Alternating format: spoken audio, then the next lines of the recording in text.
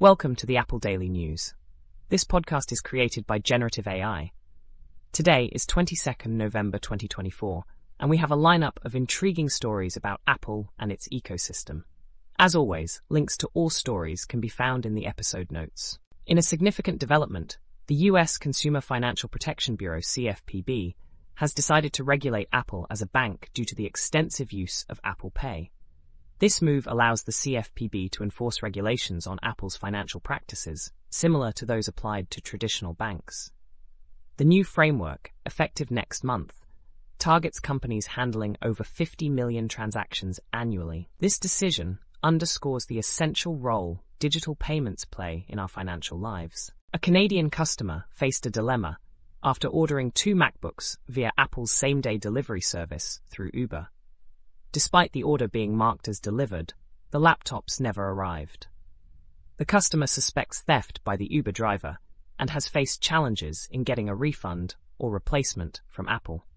This incident highlights potential flaws in delivery verification methods and has led the customer to consider legal action. Apple's focus on security and privacy has led to features that only work on devices sharing the same iCloud account, which can compromise user privacy for those using personal accounts on work devices. This issue is often overlooked, but significantly impacts users in larger organizations. The limitations of Apple's hardware, like the single input on the Pro Display XDR, exacerbate these challenges. The article suggests Apple could improve user experience by allowing secure connections between personal and work devices without compromising privacy. René Ross recently visited Apple's factory in Cork, Ireland, which produces 25% of all Macintosh computers for the European market. The factory, established in 1980, employs between 1,200 to 1,600 workers and can increase production by 40% through temporary labor. The visit highlights the factory's role in Apple's European operations and its ability to adapt to market demands. The CFPB has announced a new rule expanding its oversight to non-bank firms providing digital payment services, including Apple Pay. This rule targets companies processing at least 50 million transactions annually, ensuring they comply with regulations similar to those governing traditional banks. The move aims to enhance consumer protection in areas like privacy and fraud prevention. Meta is pushing for Apple and Google to implement age verification for App Store users, gaining support from US lawmakers. This initiative aims to protect minors online by creating a safer digital environment.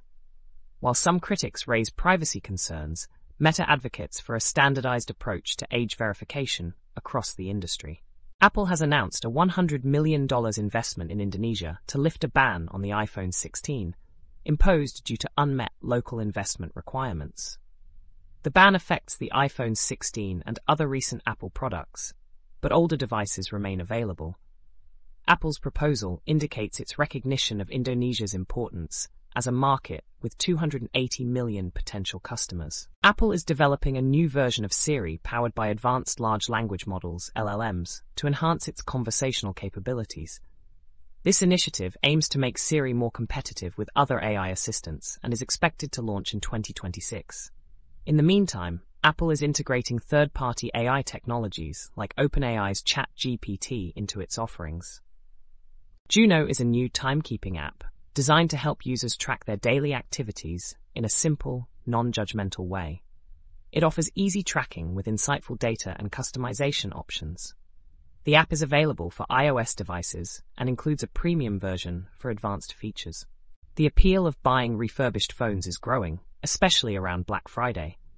Refurbished devices now have a better reputation thanks to the right to repair movement and environmental benefits. Major retailers offer warranties and return policies, enhancing consumer confidence in refurbished products. Hook is a new app designed to manage webhooks by transforming complex data into elegant notifications. It offers real-time monitoring and AI-powered insights, making it a valuable tool for developers. The app is compatible with Apple devices and ensures user privacy by not collecting data. That's all for today's episode of the Apple Daily News. We hope you found these stories insightful and engaging. Don't forget to check the episode notes for links to all the stories discussed. Join us again tomorrow for more updates from the world of Apple.